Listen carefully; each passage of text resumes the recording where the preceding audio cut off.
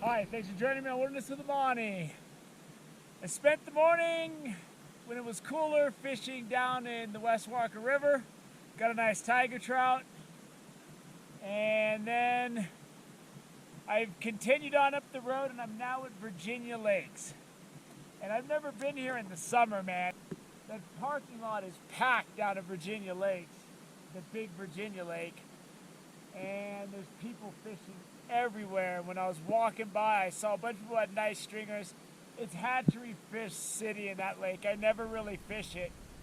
I'm here to fish Red Lake, which is right above it. And even though that lake is packed, the little quarter mile of uphill, I'm the only person on this lake. Down there is Disneyland. No one's even up here. And it's awesome.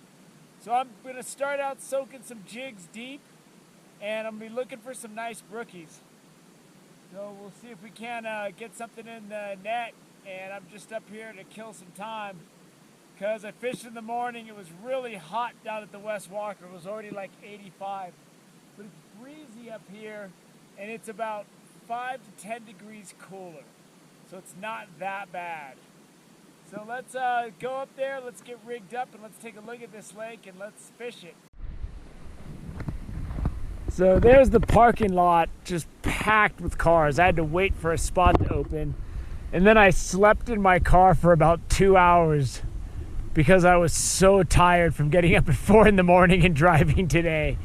And now that I've slept, I drank a little coffee, I'm ready to fish. I'm not ready to do all that down there where everybody's just soaking power bait. They seem to be catching some pretty nice stocked fish. Saw one streamer had a nice brookie on it though. I'm gonna rather come up here because I'd rather catch smaller wild brookies than catch stocked rainbows. So I fished up here once before for about 20 minutes and then I gave up.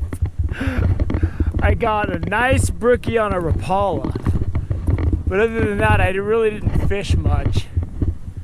And I'm gonna start out with with tube jigs. I'm hoping I can get enough range. I should have put fresh line on my reel, but I did not do that. So if I have trouble getting any distance, that's why. But I want to get around to the back of the lake. It looks really treacherous getting around back there though, so I'll just have to watch out. I had a few casts and I've had a couple little tiny brookies follow my jig and try to hit it. So small, if they saw a sardine, they'd be like, how'd you get so big? And all I was getting were these little tiny follows, and then I threw it into this deep water, let my jig sink really deep, and I immediately got something nice. Not big, but a nice brookie. And he's fighting really hard. He crushed that jig.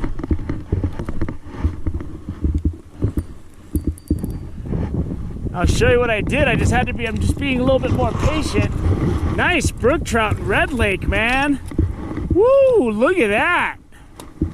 This is great. This is I'll put this on my backcountry fishing playlist, but this is barely even backcountry. It's like a quarter mile from above the main lake. And look at how good this fish is. There he's in the net. That's a nice brook trout for an alpine lake, especially with a short hike like this. If you're eating these, this is good eating right here. Let me get my hands wet. I'm gonna hold this guy up and let you see him. He's really ready to go. There he is. That's a nice brook trout for an alpine lake in the Sierra. He's fat, man. If there's one this big, there can be one even bigger. Honestly, I just came up here to kill some time. I wasn't sure what the fishing's gonna be like. Now that I saw that, I'm definitely gonna be fishing in here again. So I got to this section that's a deeper drop off. I'm on this high point right here. And then to get over this, I'm gonna have to hike up and over and just be careful not to fall. But what I'm doing is, I'm throwing it out and I'm letting it sink deep because I'm not seeing anything cruising. So these fish are gonna be down holding in these rocks. And he was, man, he nailed that jig hard. And before that, all I had seen is a bunch of little tiny ones. So I'm barely popping it. I'm just barely creeping it along the bottom. And that's where that guy picked it up. Definitely glad I'm using these 1/16 ounce jigs because the wind's starting to blow. You don't get as good an action on these as the 132 ounce, but you know, if you just slow it down and do less movement, the jig gets pretty good down there. Fishing these tube jigs in this gusting wind is a challenge, but if you keep your line low, close to the water, reeling as much of the bow as you can,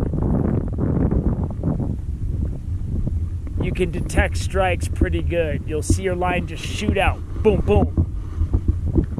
All right, it's time to see exactly how sketchy this is. Because it looks sketchy.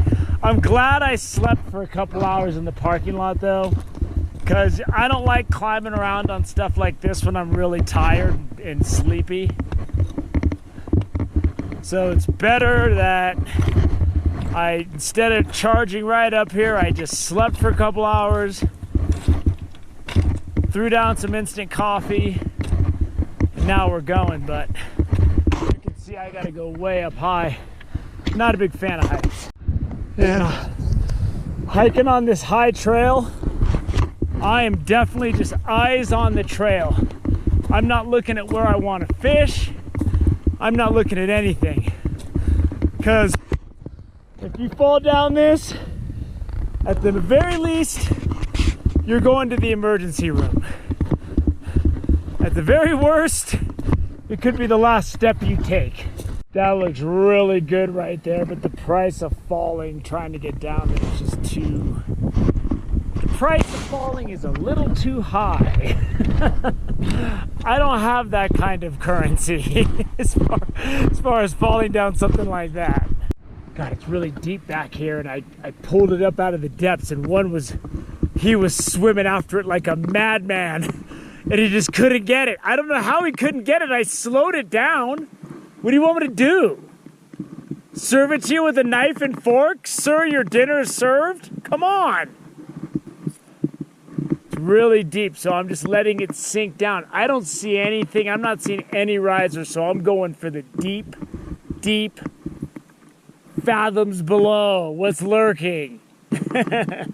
Starting to get some hits. Really deep and very slow seems to be the ticket. I'm letting it get all the way down there, and then we're just doing little tiny movements. And if you watch your jig in the water and see how little movement it takes to get this thing to dance, you know, there's a lot of variation you get with these tube jigs. And I just had one nail it, so they're here. And I'm fishing right on the other side of this ledge. And I like this tube jig, this dark gray with red specks. Let me get it in the sun. When it's in the water, it looks kind of red. And I don't know, they seem to like it. Okay, I thought I was seeing things. I saw what looked like fish just sitting on the bottom, and I threw my jig out there and it sank. And one just swam up after it, and I missed the hook set. But there's fish down there deep. They're on the bottom. They're not moving. They're just sitting motionless. And now I know what to look for. I'm looking for their shadow. And they're just sitting on the bottom. They're not moving. And the one that swam up after my jig and I missed, he was nice, man. Nice brookie down deep. They're feeding on something in that silt down there. And that's what these big fish are. Man, sorry Patreon. I was gonna go for some nice brookies for Patreon. I found some at Red Lake. This is better than the first one even. Got him. Woo, that's a nice brook trout right there. Man, big old humpback. I mean, I'm letting it get down into the silt I can see down there, and then I'm just dragging it. dragging it. Oh, I'm in heaven. If I can get a couple days of brook trout fishing like this, they're not easy to catch. But look at that, he's got his big humpback. Look at the colors on him. That's a beautiful brook trout right there. Oh, that is money. Go back down to the depths, there he goes. These fish are being really finicky. They're not being aggressive towards this jig at all. And it's tough with the wind, but I just gotta be really patient. And I'm just letting it sink all the way to the bottom. And then I'm just barely twitching the jig and barely reeling in line, because they're not gonna come up and get it. It's gotta be right down in that silt. And that's whatever they're feeding on down there, some kind of a freshwater crust. Ooh, there we go. Ooh. Oh, I had him. He hit on the way down. I didn't see a strike.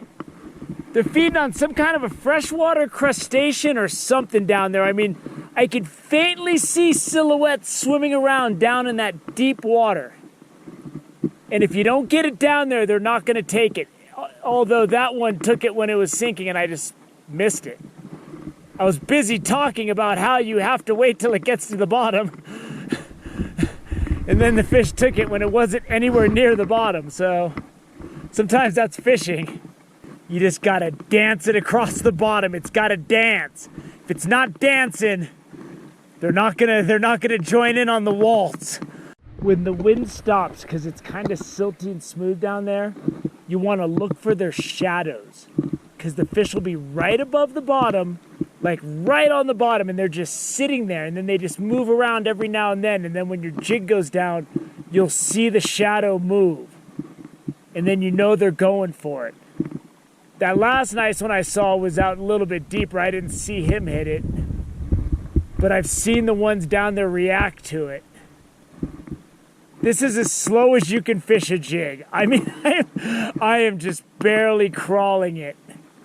Silty spot over there, and I'm not seeing any more of those spots. But I am seeing tons of little trout, and they're just hanging out on the bottom right there. But I'm not seeing those fish sitting on the bottom.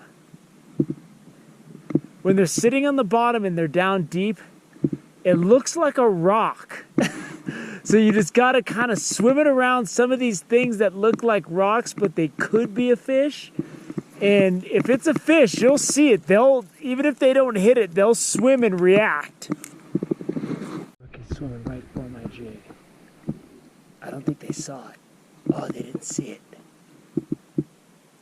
They didn't see it. Oh, darn it. They were two good fish. Usually when there's two brookies swimming with each other, 2 or 3, they'll compete for the food. I put on this green and tan jig. I don't know if that was a good idea, because that red one was working. And I switched it to look more like the little trout, but if it doesn't work, then that's not a good idea. You fall off this little trail right here. Good night now. It's not that sketchy. I don't like heights, so if you see me on it, it's not that bad. You just gotta watch where you're putting your feet. So isn't a time where you wanna look, oh, that's a good spot over there while you're walking. Just wanna really take your time, be patient. It looks like this silt is here because it's being deposited. See, there's a steady flow, and it's heavy, and it just goes downward, and it deposits down there, and whatever lives in this silt, that's what they seem to be feeding on down there. There's something scurrying around in the silt. Oh man, there he is. There he is. I saw one of them swim away. He got under a rock on me. Okay. Now we're in business. I saw there were 2 of them sitting down there. Oh, I didn't get my camera straightened out. Sorry about that. there were two of these sitting down on the bottom in that silt, and one of them darted away, and this guy, he went right for it, man. He nailed it. I saw the big cloud of dust. It looked like two rocks sitting down there. And that's the ticket, man. They're just sitting on that silt down there. And green jig, red jig, he didn't seem to care. This guy's ready to go. I'm gonna get my hands wet. I'm gonna show him to you. And my jigs are barbless. If you don't know, here we go. Let's take a look at this guy. Another nice brookie. I'm just targeting these big boys down on that bottom. And they're just sitting on that bottom. They're not moving. They're motionless. They look like rocks. There he goes. They look like rocks down there. And then right when my jig goes right by them, they don't move. As soon as my jig goes right next to them, they just aggressively nail it. And they're down there waiting on something. Something down there is a good meal. And I threw my jig right in the middle of that buffet. And they're like, oh, look, shrimp. You know, they went for it. And I'm having a blast. I just came up here to kill some time. Now, brook trout, when you're fishing jigs like this, if you want to let fish go, you really got to file the barb off. If I had barbs on these, brook trout have like a lining in their mouth, it would just shred their mouth trying to take this out. And it's a really depressing drag to see it happen. So I have a clip on my fishing tips playlist that shows how I my jigs in a pair of vice grips, and then I just take a needle file and just file the barb off completely. So if you're someone that doesn't want to harm fish, doesn't want to maim fish when you're trying to let them go, I highly recommend, if you're fishing jigs, big hooks, even tiny flies, file that barb off. You'll feel a lot better at the end of a day of fishing. If you don't care, and it's within regulations, to each his own, I suppose. For that fish, I had my camera flipped down, so for a lot of that fight, my camera was looking at the ground, and that just was bad. That was a really good fight too. And that's just one of those things that happens out here. Everything happens fast, I guess. I'm gonna wrap it up. I gotta get down there and get some dinner going. It's already 5:30. And this was great. I came up here to kill time before dinner. And I had no idea there were fish of that quality in here. I'm gonna put this on my backcountry playlist because it's kind of in the backcountry, but not really. You gotta hike to it. If you gotta hike to it, it's in the backcountry. And if you're new to fishing jigs, whether it's marabou in a river or these tube jigs in a lake, toss it where you can see it and experiment with different movements of your rod tip. Because a jig is a very versatile lure to use.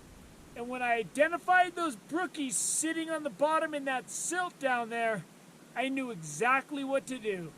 I knew they probably weren't going to move very far to get it, and I knew I had to get it right down there and then just go dink, dink. So the jig was just going dink, dink, right past them. And as soon as it came within like this far, they'd shoot over and grab it. And that was fantastic, man. I was loving this. And it just wasn't something that I was expecting. So I'm going to put Red Lake up as one of my better brook trout lakes. It's just, it ain't easy to catch them. I caught all the fish in one spot, except for the first one, which was just rogue around. Not seeing any risers. They're feeding on something down deep. I saw a couple little guys rise, but the big ones are all down deep. And the two nice ones I saw back there, I threw my jig and they didn't want it. So I'm gonna have to try hard for Wilderness with the Monty Patreon tomorrow, because I'm looking for nice brook trout tomorrow. And I'm gonna go back down there and crush a whole package of hot links and a couple of toasted bagels and some brown mustard. Get a lot of energy, eat some oatmeal in the morning, and I'm gonna hike up into the high country for fishing for Wilderness with the Monty Patreon. I love the summer when I'm hiking so much, and even in the winter when I'm snowshoeing and stuff into lakes, because I can eat so much more food when I'm out shooting content. I have to keep a really tight diet when I'm at home to keep from gaining weight. But when I'm up here in the high altitude, just powering around lakes and hiking 10, 20 miles sometimes in 24 hours, 36 hours, I can eat a ton of food. Quesadillas, hot links, linguiça sausages. I'm gonna be eating some food right through the fall because I'm gonna be hiking a lot. So thank you for joining me on Wilderness with the Monty. We got another good brook trout lake to fish on my backcountry playlist to choose from. Until next time.